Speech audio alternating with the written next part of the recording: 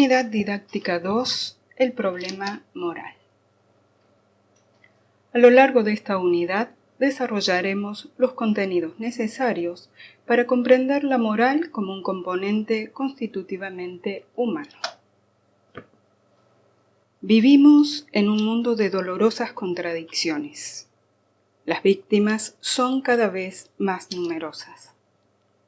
El hambre es la primera causa de muerte para 40 millones de personas cada año. Desde las ONG se pretende un cambio de mentalidad en las personas que se traduzca en un cambio de comportamiento. Para ello, es necesario educar en una conciencia crítica que permita a cada persona preguntarse por las causas de la pobreza, de la exclusión, de la desigualdad.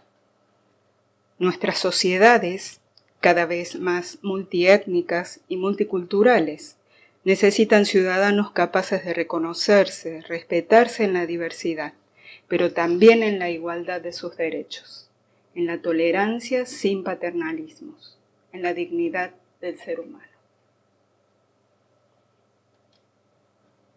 Según Xavier Zubiri, filósofo español, la realidad moral es constitutivamente humana. Se trata de una necesidad exigida por la propia naturaleza, demandada por la estructura psicobiosocial de la conducta humana.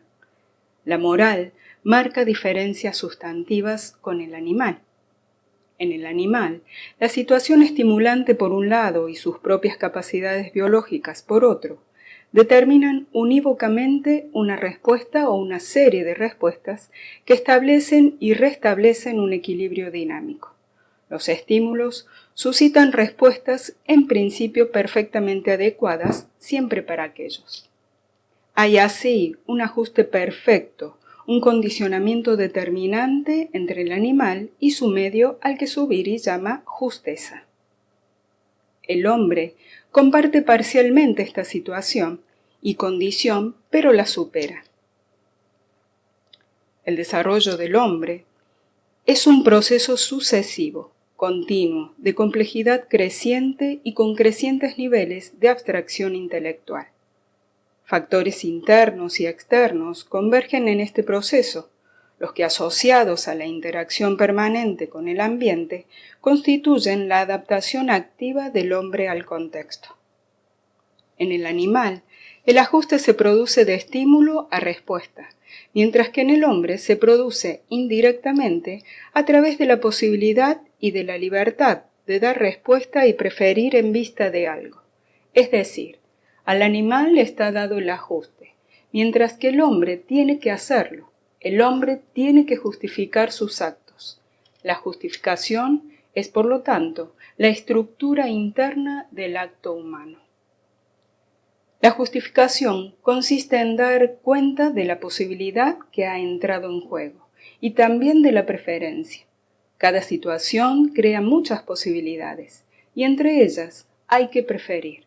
Por lo tanto, también entre las mismas posibilidades hay a su vez un ajuste propio, una preferencia. Aunque es cierto que todo hombre tiene aptitud y posibilidades para conducir una vida moral, no cabe duda que el contenido real de la autocreación moral de su propia personalidad tiene que construírselo cada hombre a partir de una gran desigualdad de oportunidades. El problema de la libertad se puede plantear de dos formas, como un problema metafísico y como un problema social. Estas dos formas de plantear el problema de la libertad se corresponden con la distinción hecha por Berlín entre la libertad de lo que coacciona y la libertad para seguir los objetivos que se desean. Y esta distinción ha llevado a la famosa distinción entre libertad negativa y la libertad positiva. Es decir, la libertad de y la libertad para. Los partidarios de esta libertad negativa la conciben en términos de ausencia de coacción y es libre, en este sentido, quien actúa sin que sea obstaculizada o impedida su actuación por los demás, pero sin que esta noción de libertad imponga una manera concreta de actuar. Los partidarios de la libertad positiva la conciben más bien como una autonomía del individuo, dueño de sí mismo, pero consciente también de los deberes de racionalidad y moralidad que le impone esta autonomía. En todo caso, ambas concepciones se refieren al ámbito de lo político-social, es decir, a la libertad exterior. Afirmar que el hombre es libre significa, en primer lugar, que hay en él un principio o capacidad fundamental de tomar en sus manos su propio obrar, de forma que éste pueda llamarse suyo, mío. Este principio de libertad, inherente a todo hombre, es lo que los antiguos llamaban liberum arbitrium, que significa libertad de elección. Esta libertad de elección se asocia a que la persona, aunque sigue ligada y sometida al mundo, no está totalmente determinada por las fuerzas de la naturaleza, ni completamente sometida a la tiranía de un Estado, de la sociedad o de los demás, sino que determina esencial y concretamente su propio obrar. Asimismo, esta idea de libertad indica la capacidad de obrar sabiendo lo que se hace y por qué se hace. En este sentido, la libertad es el estado del hombre que tanto si obra bien como si obra mal, se decide tras una reflexión, con conocimiento de causa. Es el hombre que sabe lo que quiere y por qué lo quiere, y que no obra más que en conformidad con las razones que aprueba. La libertad como autoposesión. Esto se refiere a aquel estado del hombre que en gran medida se ha liberado de las alineaciones y determinismos en su propio obrar, de modo que este obrar puede ser verdaderamente libre. Se considera libre aquel que se posee a sí mismo y determina por sí las líneas de su propia existencia, bajo el único peso de sus opciones personales y meditadas.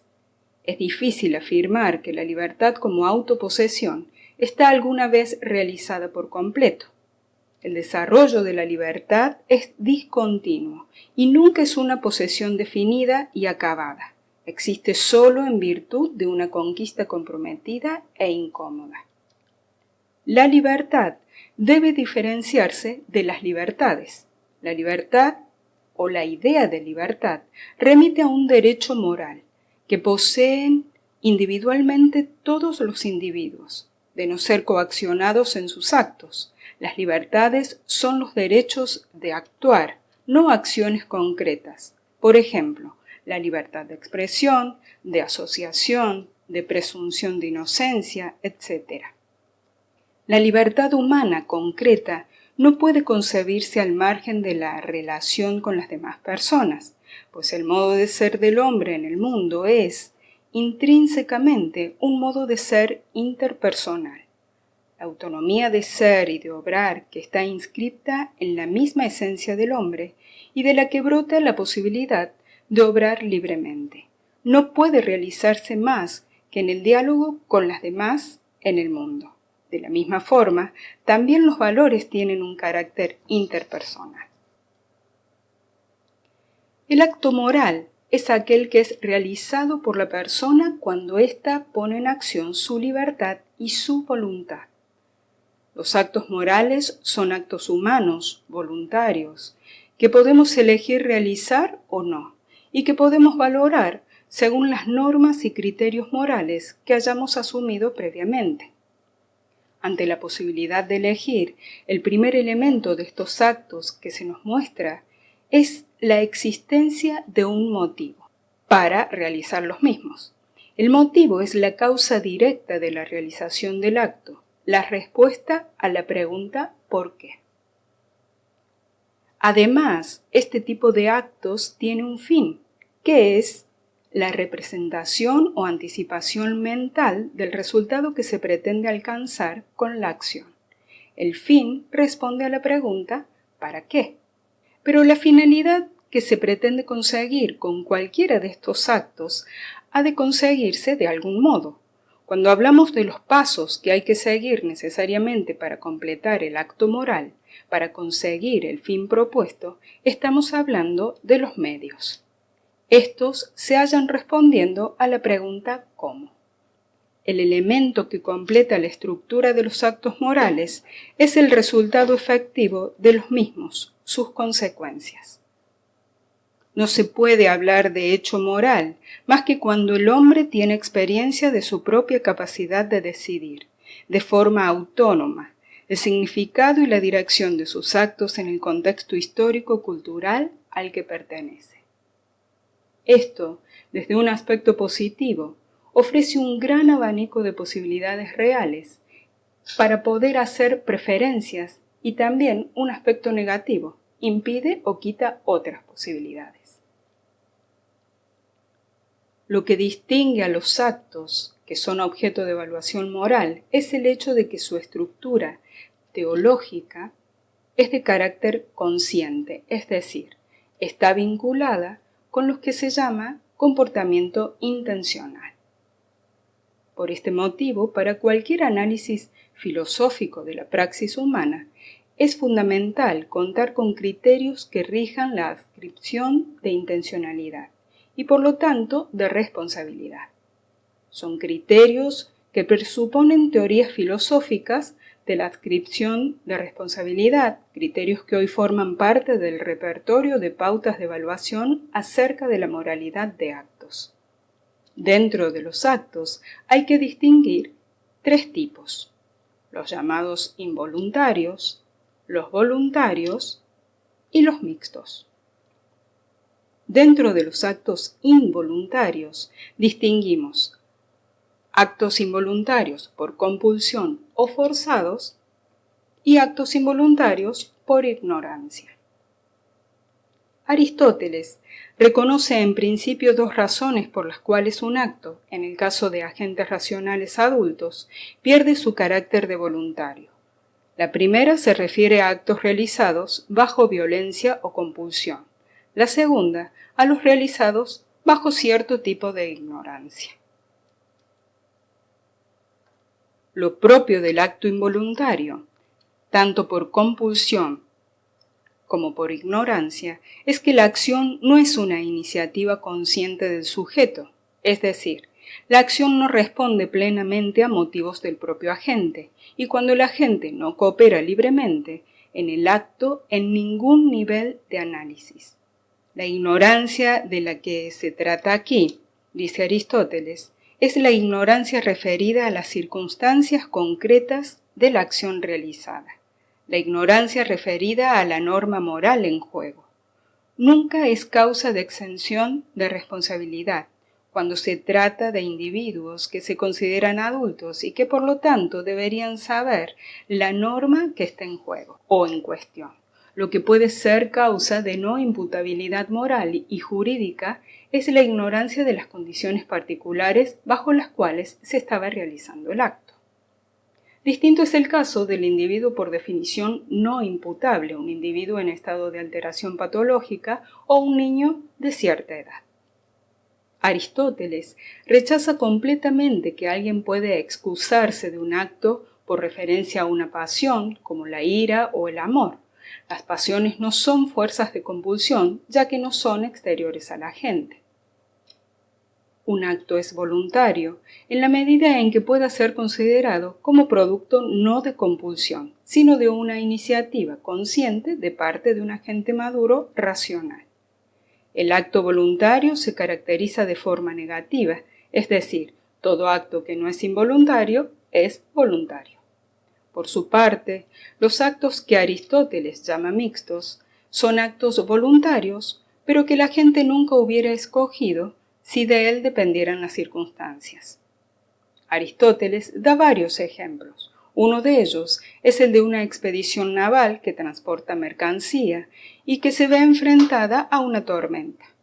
El capitán, frente a la alternativa de hundirse con la mercancía en el barco o salvar la tripulación, decide arrojar la mercancía por la borda. El hecho de arrojar por la borda la mercancía es voluntario, porque no es realizado bajo compulsión ni responde a la ignorancia. Sin embargo, es un acto que en condiciones ideales el capitán del barco nunca habría escogido. y aunque no se puede decir que todas las circunstancias del acto respondieran a la iniciativa del agente, es un acto imputable. Cuando el capitán vuelva a puerto, tendrá que dar razones a los que lo emplearon de por qué arrojó al mar la mercancía, y si su justificación no es suficientemente adecuada, podría ser castigado o multado. Con actitud se designa la disposición anímica o la tendencia constante del hombre ante una situación concreta o ante la resolución de un problema. Suele utilizarse como sinónimo de hábito o disposición e implica un impulso de la persona a actuar de forma permanente y no ocasional, generalmente ante algo que la persona considera valioso y por la que ésta opta libremente. Debido a su carácter de hábito permanente, la actitud es susceptible de ser percibida como una disposición estable de las acciones personales, aunque también puede hablarse de actitudes inconscientes, motivadas por la influencia de la cultura en la que la persona se ha desarrollado, así como por la suma de anteriores opciones que configuran acto tras acto la actitud normal o global del hombre en su relación con las cosas o hacia los valores que elige. Considerar la actitud de una persona permite tener expectativas sobre cómo se comportará en un determinado momento, de acuerdo con el conocimiento de cómo se comporta ésta generalmente. De esta forma, la actitud se diferencia del acto en que aquella es la manera usual de comportarse una persona, mientras que un acto aislado solo es signo de una opción puntual, pero que no nos da cuenta del comportamiento habitual de la persona o de su personalidad. Sin embargo, si un acto, aunque sea aislado y no sea expresión de la actitud normal de la persona, compromete radicalmente su vida, puede cambiar o reconfigurar por completo la actitud general de la misma.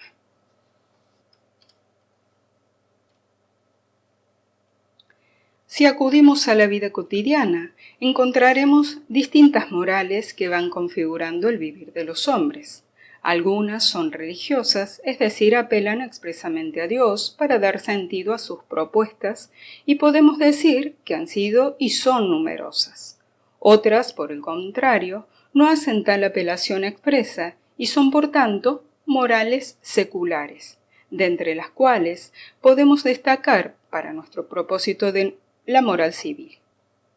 A diferencia de las morales religiosas, que tienen una larguísima historia, la moral cívica es relativamente reciente, ya que tiene su origen en una positiva experiencia vivida a partir de los siglos XVI y XVII en Europa, la de que es posible la convivencia entre ciudadanos que profesan distintas morales religiosas o ateas, siempre que compartan unos mínimos axiológicos y normativos. Precisamente el hecho de compartir esos mínimos permite la convivencia de los máximos. Las normas morales constituyen un sistema en forma conjunta con principios y valores que regulan las relaciones mutuas entre los individuos o entre ellos y la comunidad. Se acatan libre y conscientemente por convicción personal. Un comportamiento es moralmente aceptable cuando se ajusta satisfactoriamente a lo prescripto por un conjunto de normas y valores. Todas las normas regulan conductas, establecen lo que es posible, deseable o necesario hacer o no hacer en determinadas circunstancias. Son producto de la cultura y producen un determinado orden social. Las normas sociales son producto de la práctica repetida en el tiempo de ciertas conductas que crean conciencia de obligatoriedad. Por ejemplo, saludar, comer con cubiertos, asearse, no interrumpir conversaciones, etc., varían a través del tiempo y en culturas diferentes. Son establecidas por la sociedad a la que pertenece cada individuo o grupo de individuos. En caso de incumplimiento, la sanción es el repudio o la burla social. Las normas morales son impuestas por la conciencia de cada uno, basadas en la moral colectiva. Este reúne una serie de valores éticos considerados positivos por la sociedad. Para ser respetadas, deben estar de acuerdo con la conciencia individual de quien debe cumplirlas, que recibe esta imposición desde su propia conciencia. En caso de no cumplirlas, la sanción es el remordimiento o la culpa. Por ejemplo, ayudar a un ciego a cruzar la calle, dar alimento a un necesitado, decir la verdad, etc. Pero aunque las normas tienen su origen en la sociedad, corresponde a los individuos aceptarlas o no. El posible conflicto entre individuo y sociedad es el resultado de la no aceptación por parte de aquel de los valores y normas vigentes en su sociedad. Las normas religiosas son prescriptas por la comunidad religiosa a la que cada persona pertenece y la sanción, en caso de incumplimiento, es divina. Las normas jurídicas son aquellas que conforman el ordenamiento legal de un Estado, dictadas por órganos específicos del mismo y aplicadas también por instituciones integradas generalmente por jueces. En el caso de estas normas, que deben estar necesariamente escritas, si el individuo no las cumple, tienen prevista una sanción o castigo. El conjunto de estas normas conforman el derecho. Una misma norma puede ser moral, social, religiosa o jurídica. Además, los diferentes tipos de normas mantienen entre ellas diversas relaciones. Estas pueden ser de contradicción o conflicto, o bien un sistema normativo puede presentar contradicciones entre las normas que lo componen. Numerosos estudios concuerdan con que la moral se estructura en torno a tres elementos complementarios: el acto moral, las relaciones morales y la conciencia moral. También estamos en condiciones de afirmar que la moral es el sistema social de exigencias y prescripciones normativas. Las necesidades e intereses de la sociedad, las clases, los grupos se expresan en dichas prescripciones que asumen la forma de mandatos, exigencias y prohibiciones, normas, modelos, principios morales, ideales. El sistema moral social se refleja en la forma individual de percepción y concreción de estas prescripciones. Estos dos sentidos se expresan en los conceptos de conciencia moral social y conciencia moral individual. La moral social funciona como sistema objetivo en relación con la conducta individual, al mismo tiempo que la conciencia moral social configura un sistema determinado de prescripciones normativas. La conciencia moral es la capacidad de juzgar las acciones propias y ajenas como buenas o malas. Es la que orienta la conducta en la dirección que la persona considera correcta.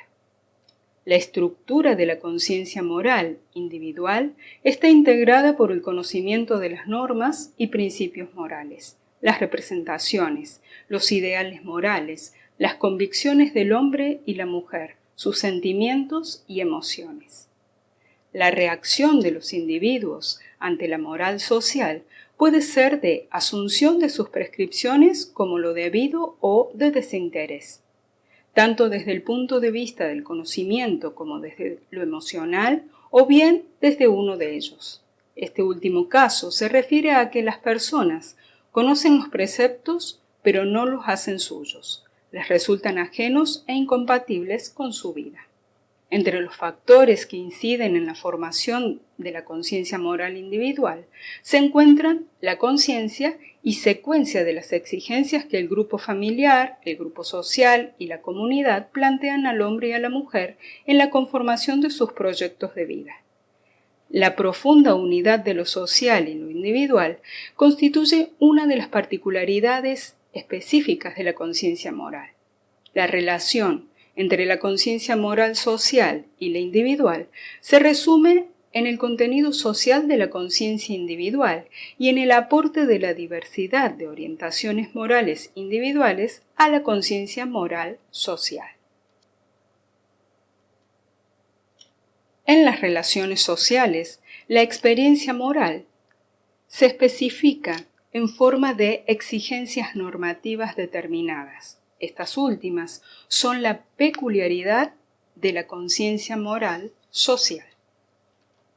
Afirmamos que un grupo posee normas éticas y que sus miembros poseen creencias acerca de lo que se exige, elige o prefiere justificadamente. También afirmamos que los grupos revisten de autoridad algunas reglas de conducta y las justifican. En numerosas oportunidades, las personas juzgan sus conductas por incumplimiento de reglas morales y se sienten motivadas a elegir lo preferible y a conformarse con las reglas morales por ellas mismas o por las consecuencias que devienen. Esta capacidad de hacer juicios de valor y de elegir entre modos alternativos de acción están fundamentadas en la capacidad intelectual de los seres humanos. La facultad de formar juicios de valor depende de la capacidad de abstracción, de ver objetos o acciones determinados como elementos de clases generales, lo cual hace posible la comparación entre objetos y acciones diversos y percibir unos como más deseables que otros. Tal capacidad de abstracción requiere una inteligencia desarrollada como ocurre en los seres humanos y solo en ellos. En cuanto a la capacidad de elegir entre modos alternativos de acción, vemos de nuevo que está basada en una inteligencia avanzada que hace posible la exploración de alternativas diversas y la elección de unas u otras en función de las consecuencias anticipadas. La capacidad de comportamiento ético está reforzada en los hombres por una predisposición para aceptar la autoridad, en primer lugar de los padres, pero también de otros miembros de la sociedad.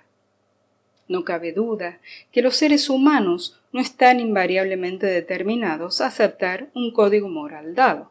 El mismo desarrollo intelectual que les da el libre albedrío, necesario para que exista comportamiento ético, provee a los hombres con la posibilidad de aceptar unas normas morales y rechazar otras, independientemente de las convicciones de los demás. El cambio de algunos valores morales por otros es un hecho observable en nosotros mismos y en los demás. Jean Piaget, en el criterio moral en el niño de 1932, sostiene que los estadios del desarrollo moral de los individuos se corresponden con los estadios del desarrollo de la capacidad cognitiva. La hipótesis de la que parte es que toda moral consiste en un sistema de reglas y la esencia de cualquier moralidad hay que buscarla en el respeto que el individuo adquiere hacia estas reglas. Para Piaget, la conciencia moral nace como interiorización heterónoma de las reglas impuestas por la autoridad externa. Su desarrollo moral sigue un curso evolutivo hacia la autonomía, paralelo al desarrollo de la inteligencia. Por lo tanto, los procesos de maduración de las capacidades cognitivas son decisivos para la génesis de la conciencia moral. Las normas morales necesitan de las relaciones sociales, más concretamente de la experiencia de la cooperación social entre iguales, el respeto mutuo, pues las reglas sociales basadas en la autoridad dan lugar a una estructura moral heterónoma, mientras que las relaciones cooperativas que posibilitan la deliberación entre iguales, o sea, el respeto mutuo, permite que la conciencia individual desarrolle la moralidad como un bien autónomo y acepte como propias las leyes de la reciprocidad. Estudió el desarrollo cognitivo de los niños, analizándolos durante sus juegos y mediante entrevistas, estableciendo, entre otros principios, que el proceso de maduración moral de los niños se produce en dos fases, la primera de heteronomía y la segunda de autonomía.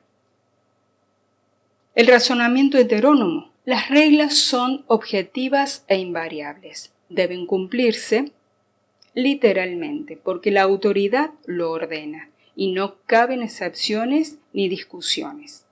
La base de la norma es la autoridad superior, padres, adultos, el Estado, que no ha de dar razón de las normas impuestas, ni ha de cumplirlas en todo caso. Existe una tendencia demostrada a las sanciones expiatorias y a identificar el error como una falta, así como a la búsqueda indiscriminada de un culpable. Pues para una falta no puede quedar sin castigo, de manera que es admisible el castigo del grupo si el culpable no aparece. Además, las circunstancias pueden llegar a castigar al culpable. En el razonamiento autónomo, las reglas son producto de un acuerdo y por lo tanto son modificables. Se puede someter a interpretación y caben excepciones y objeciones. La base de la norma es la propia aceptación y su sentido ha de ser explicado. Las sanciones han de ser proporcionales a la falta, asumiéndose que en ocasiones las ofensas pueden quedar impunes, de manera que el castigo colectivo es inadmisible si no se encuentra el culpable. Las circunstancias no pueden castigar a un culpable. El tránsito de un razonamiento a otro se produce durante la pubertad. Colbert continúa los estudios de Piaget y esta vez planteando dilemas morales a diferentes adultos y ordenando las respuestas. Sus estudios recogieron información de diferentes latitudes como Estados Unidos, Taiwán, México, para eliminar la variabilidad cultural y se centraron en el razonamiento moral y no tanto en la conducta o sus consecuencias. De esta manera, Colbert estableció 3 estadios de moralidad, cada uno de ellos subdivididos en 2 niveles. Se leen en sentido progresivo, es decir, a mayor nivel, mayor autonomía. Primero, el estadio preconvencional. Las normas se cumplen o no en función de las consecuencias. El nivel 1, orientación egocéntrica. La norma se cumple para evitar un castigo. Y en el nivel 2, orientación individualista. La norma se cumple para obtener un premio. El segundo estadio es el convencional. Las normas se cumplen en función del orden establecido. En el nivel 3, la orientación es gregaria. La norma se cumple para satisfacer a los demás. Y el nivel 4, la orientación es comunitarista. La norma se cumple para mantener el orden social. El tercer estadio es el postconvencional. Las normas se cumplen en función de la aceptación individual y de los valores que comportan. El nivel 5, orientación relativista. La norma se cumple en función de un consenso y no se pueden desobedecer. Y el último nivel, el nivel 6, orientación universalista. La norma se cumple cuando respetan valores universales y si no, se desobedecen. Colbert afirma que los niños viven en el primer estadio, mientras que apenas un 20% de los adultos llegan al nivel 5 y solamente un 5% alcanza el nivel 6. Asimismo, llega a la conclusión que si bien las normas morales o los valores de una cultura pueden ser diferentes de los de otra, los razonamientos que los fundamentan siguen estructuras o pautas parecidas. Todas las personas evolucionamos de esquemas más infantiles, egocéntricos y heterónomos a esquemas más maduros, altruistas y autónomos.